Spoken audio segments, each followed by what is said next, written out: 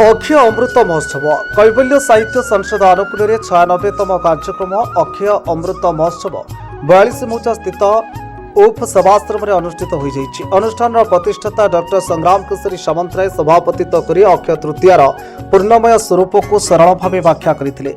अनुष्ठान पक्षर माँ मान शाढ़ी और पुरुष अंतेवासी मान धोती प्रदान करा प्रतिभा मान अक्षय अमृत संतान आध्यात्मिक सम्मान प्रदान करा कवि और कवयित्री वृंद आम अक्षय तृतीया और आम परंपरा शीर्षक में कविता पाठ करते। मुख्य अतिथि डॉक्टर दीनबंधु महाराणा अक्षय तृतीया ओडिया जातिर गणपर्व रूपे प्रतिवर्ष पालन करा उचित बोली अभिव्यक्ति प्रदान करते।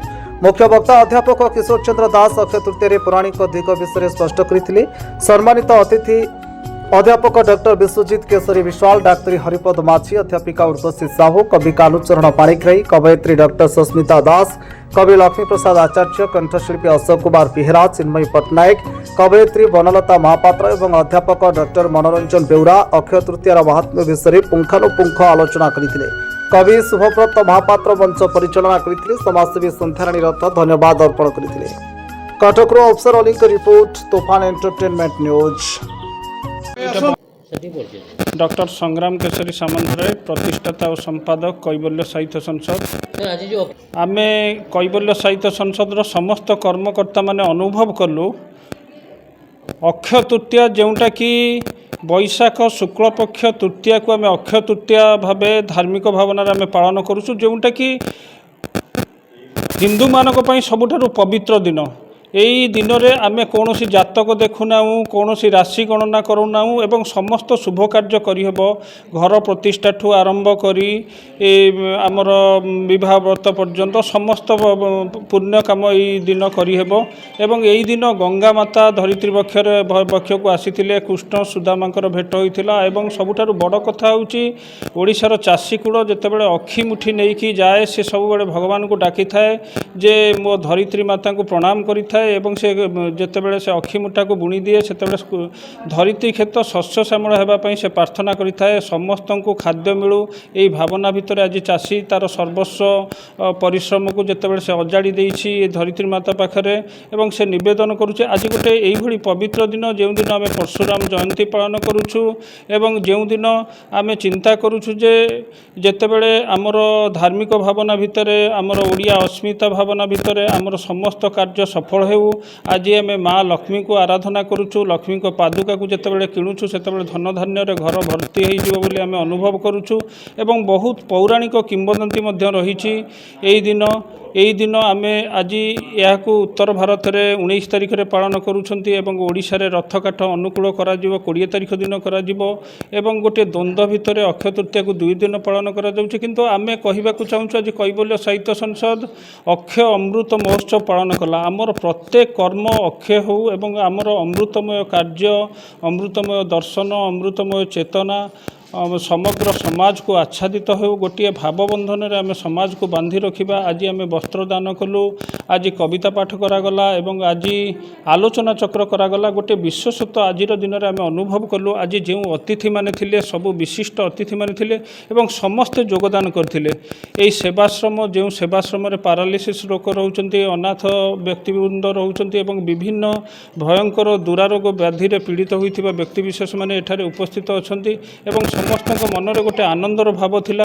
जेतेबेले आम अमृत संतान पुरस्कार प्रदान कलु समस्ते अनुभव कले जे यही दिन में आम अमृत संतान पुरस्कार पाइबा गोटे आम पई गर्व गौरवर विषय अच्छी। कैवल्य साहित्य संसद को समस्ते कृतज्ञता ज्ञापन कले। आम अनुभव कलु ग्रामांचल रे कार्यक्रम करूँ जो शताधिक लोक योगदान करथिले एवं समस्ते आनंद विभोर होई एठारो जाइथिले। समस्ते तांको भावनार कथा को मध्य कहिसंती सेमाने किबळी अक्षय तृतीया पालन करुचंती ग्रामांचल रे किबळी कृषिभित्तिक पर्व ओडिशार कृषिभित्तिक पर्व एवं आमे निवेदन करुछु एई अक्षय तृतीया को गणपर्व हिसाब रे ओडिशावासी माने पालन करंतु। जेमिति रज पर्व पालन करुचंती, दशहरा को पालन करुचंती, सेमिति अक्षय तृतीया को समस्त ग्रामांचल ठू सहरांचल पर्यंत प्रत्येक अधिवासी सामिल हुंतु एवं एई पवित्रता को समस्त अनुभव करंतु। एई पवित्रता मध्य रे आमे आमर जो धन लाभ करिपरिबा शांति लाभ करिपरिबा आमे पुण्य लाभ करिपरिबा मोक्ष पाइपरिबा ये जो रही धार्मिक भावना संपूर्ण परिपालन होई परिबो। आमे आज निवेदन करूछु ओडिशावासी मानकू यहाकू समस्त सबू ओडिया माने घरे घरे पालन करंतु एवं पिठापଣା करंतु एवं दान धर्म करंतु एवं कर्म मध्य अमृतमय कर्म करंतु जो कर्म करंतु से केबे क्षय न हो जो भली भाबे पुराण रे वर्णना करा जाइछि जो अक्षय पात्र प्रदान करथिले भगवान श्रीकृष्ण एवं सेथिरु अन्न केबे सरिलानी सेही भली आपनक कर्म सेही भली हेबा दरकार से समाज रो सबु बेले मंगल हेउ एति कहि मोर वक्तव्य विराम देउ।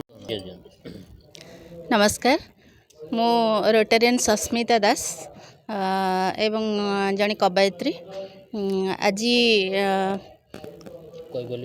हाँ कैबल्य साहित्य संसद तरफ आज गोटे कार्यक्रम अक्षय तृतीया उपरे गोटे कार्यक्रम आमर अनुष्ठित हो जाइए उफ सेवाश्रम आमर चिन्मयी मैडम जहाँकि परिचालित करुँच से आश्रम टी अनेक अनेक धन्यवाद ज्ञापन करुँची मैडम को आउ संग्राम सार को भी अनेक अनेक धन्यवाद कारण तांकर एटा 96तम कार्यक्रम जहाँकि अक्षय तृतीया अवसर रे यही आश्रम परिसर रे एटा अनुष्ठित होची एटा सबुथुर गोटे गौरवर कथा कारण साहित्य सहित सेवा और समर्पणर मनोभाव रहिबा निहाती जरूरी कारण भगवान आमको पठेइचंती मनीष जन्म जेहेतु देइचंती किछि ना किछि भल कार्य आमको करबा को पड़िबो ए संसार रे पुणी थरे आमको मनीष जन्म मिलिबो कि नाही संदेह तेणु सेमिति भल कार्य सेवा मनोवृत्ति किछि गरीब असहाय लोकंकर सहायता आमे जदि करिथिबा ए जन्म रे निश्चित रूपे पर जन्म रे आमे किछि तार पुण्य फल लाभ करिबा।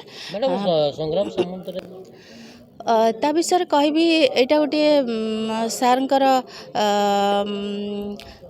भल प्रयास से कवि कवयित्री माननकु जो कार्यक्रम माध्यम से लोकलोचन को आनिचंती तांकर प्रतिभा को तेणु अनेक अनेक धन्यवाद ज्ञापन करुछु आमे समस्त कविगण एटा गोटे सुंदर प्रयास मु जहाँ अनुभव करुछि जो मल्ली बण रे फुटी झड़ी पड़ला परिका से सारंकर ये जो प्रयास निश्चित भाव स्वागत योग्य।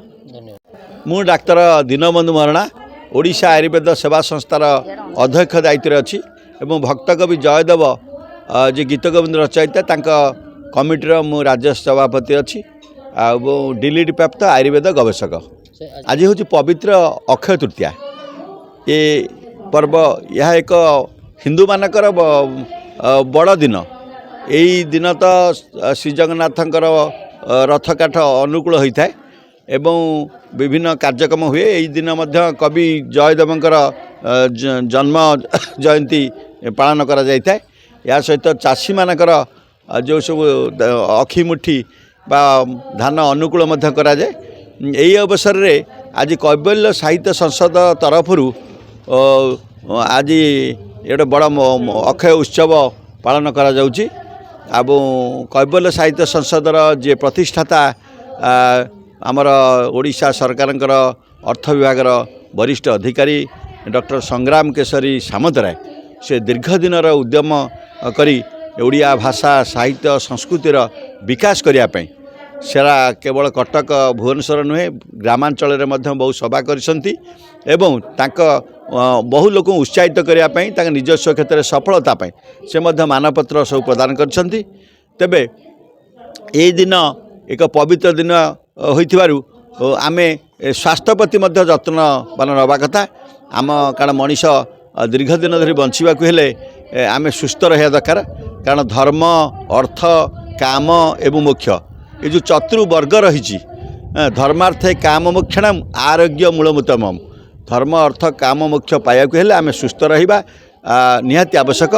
तेबे आमे परिवेश सुरक्षा पाई सुस्थ अम्लजान पाइबा आमे यही दिन मध्य गछ लगे परिबा गछ जदि निज औषधीय वृक्षलता आमे रोपण करिबा तार जत्न नबा ताले आमे बहु दुरारोग्य व्याधिरु आरोग्य हो परिबा।